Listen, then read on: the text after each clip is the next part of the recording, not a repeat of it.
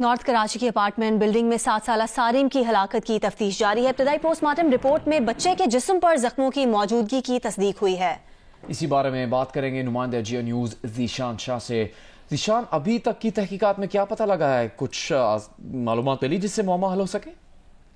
جی دیکھیں، بالکل 7 تاریخ رواں ماہ کی 7 تاریخ کو جو 7 سالہ بچہ غائب ہوا تھا، تاہم اس کی آج انڈر گراؤنڈ ٹینک سے اس کی باڈی ملی ہے۔ تاہم اس حوالے سے جو ہماری پولیس سرجن ڈاکٹر سمیہ سے بات ہوئی ہے، ان کا کہنا ہے کہ کیونکہ باڈی کچھ روز پرانی ہے تو اتنی زیادہ کلیئر نہیں ہے، لیکن جو ڈیڈ باڈی کے اوپر کچھ انجریز نمایاں ہوئی ہیں۔ ابتدائی تفتیش میں معلوم ہوا ہے، تاہم تمام تر کیمیائی تجزیے کے لیے اس کے باڈی جو کیمیکل ایگزامینیشن کے لیے اس کے پارٹس کلیکٹ کر لیے گئے ہیں، جن کو کیمیکل ایگزامینیشن کے لیے بھیجا جائے گا۔ اس کے بعد مزید چیزیں سامنے آئیں گی کہ کاز آف ڈیتھ کیا ہے، لیکن ابتدائی طور پہ بچے کی جو باڈی ہے اس کے اوپر کچھ چوٹوں کے نشان سامنے آئے ہیں۔ اب اس کو چیک کیا جا رہا ہے کہ یہ تشدد کے ہیں یا ریٹیلیشن کے ہیں۔ جی ٹھیک ہے ذیشان شاہ، بہت شکریہ تفصیل دینے کے لیے۔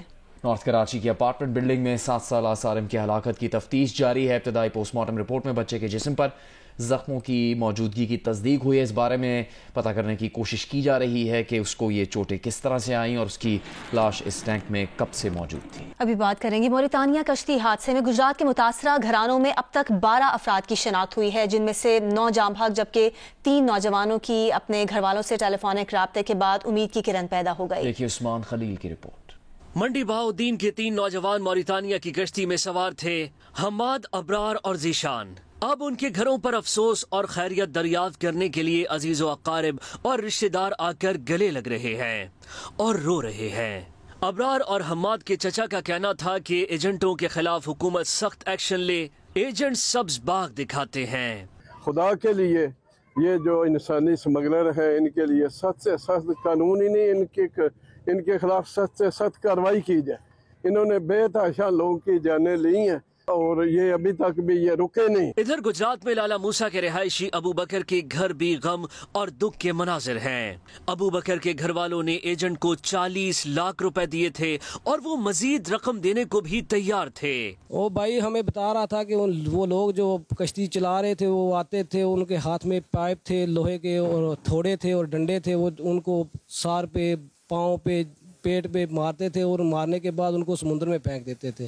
موریتانیہ کشتی سانے سے جڑے منڈی بہاؤدین کے 3 جبکہ گجرات کے 12 متاثرہ خاندان اب تک سامنے آ چکے ہیں، جبکہ یہ تعداد مزید بڑھنے کا خدشہ ہے۔ ساتھی رپورٹر طارق بھٹی کے ساتھ راجہ ریاض راسخ، جیو نیوز گجرات۔ پاکستان اور ویسٹ انڈیز کے درمیان ملتان میں جاری پہلے ٹیسٹ کے دوسرے دن کا کھیل ختم ہو گیا ہے۔ پاکستان کو ویسٹ انڈیز پر 200 رنز کی برتری حاصل ہو گئی ہے۔ آج پاکستان کی پہلے اننگز کے سکور 230 رنز کے جواب میں ویسٹ انڈیز کی پوری ٹیم 137 رنز بنا کر آؤٹ ہو گئی۔ پاکستان کی جانب سے نعمان علی نے 5، ساجد خان نے 4 اور ابرار احمد نے 1 وکٹ حاصل کی۔ پاکستان نے دوسری اننگز میں 3 وکٹ کے نقصان پر 109 رنز بنا لیے ہیں۔ پاکستان کی دوسری اننگز میں شان مسعود 52، محمد حریرہ 29 اور بابر اعظم 5 رنز بنا کر آؤٹ ہو گئے۔ محمد رضوان 9 اور سعود شکیل 2 رنز بنا کر کریز پر موجود ہیں۔ ملتان کے اسپننگ ٹریک پر ٹیسٹ کے دوسرے دن 19 وکٹس گری۔ گٹ جوڑ سے 1 دن کے چوزے کی قیمت بڑھائی گئی۔ مسابقتی کمیشن کو شبہ ہے کہ چوزے کی قیمت کارٹل بنا کر بڑھائی گئی ہے۔ ریکارڈ طلب کر لیا گیا ہے۔ صوبائی نظام میں پائی جانے والی خرابی کی نشاندہی کی گئی ہے۔ تفصیلات کیا ہیں ہمارے نمائندے ریاض اینڈی بتائیں گے۔ دیکھیں جی، کمپٹیشن کمیشن نے انکوائری شروع کر دی ہے کہ 60 روپے کا چوزا 220 روپے کا کیسے ہوا۔ یعنی کتنی عجیب بات ہے کہ مرغی جب کھانے کے لیے تیار ہے تو یہ ضروری آئٹم ہے، اس کی قیمت انتظامیہ طے کرے گی، لیکن جب وہ 1 دن کا بچہ ہے تو اس کی قیمت مارکیٹ طے کرتی ہے، اور وہاں پر گٹھ جوڑ سے ہیچریز نے اس کی قیمت کو 50-60 روپے سے بڑھا کر 220 روپے پہ لے گئے ہیں۔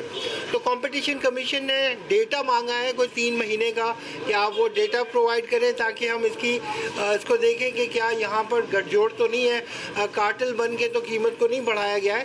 تو یہ انکوائری شروع ہو گئی ہے۔ اینڈ یہاں پر یہ بھی ریمائنڈ کرواتا چلوں کہ وزیر خزانہ نے اس بات کی نشاندہی کی ہے کہ اقتصادی رابطہ کمیٹی اس کی بات کر رہی ہے کہ مرغی اتنی مہنگی کیوں ہے جب وہ انٹرنیشنلی نیچے آ چکی ہے اس کے ریٹ، اینڈ دالیں اتنی مہنگی کیوں ہے۔ تو اب ایسا لگتا ہے کہ اقتصادی رابطہ کمیٹی جو باتیں کر رہی تھی اس کے اوپر ملکی اداروں نے کام کرنا شروع کر دیا ہے، اینڈ ڈیٹا مانگا گیا ہے۔ वफाकी वज़ीर इत्तलात अता तारड़ ने कहा है कि PTI के पास 190 मिलियन पाउंड केस का कोई कानूनी और अखलाकी दिफा नहीं, इसलिए मजहब कार्ड खेल रही है। लाहौर में न्यूज़ कॉन्फ्रेंस के दौरान अता तारड़ ने कहा कि काबीना के दीगर अरकान ने अलकादर ट्रस्ट से फ़ायदा नहीं उठाया, इसलिए बानी PTI और अहलिया के सिवा किसी को सज़ा नहीं दी गई। जब कोई चीज़ समझ नहीं ना आई और कोई दिफा नहीं था, कोई डिफेंस नहीं थी, कहा गया सीरत पर चलने की सज़ा, कि जब कुछ नहीं मिला और लीगल डिफेंस है नहीं, सियासी तौर पे केस लड़ा गया ना, हर बात में आप मजहब को ले आते हैं, हर बात में आप कहते हैं कि जी सीरत पे चलने की सजा मिली। ये इस सियासत से मजहब को दूर रखें मेहरबानी फरमा के।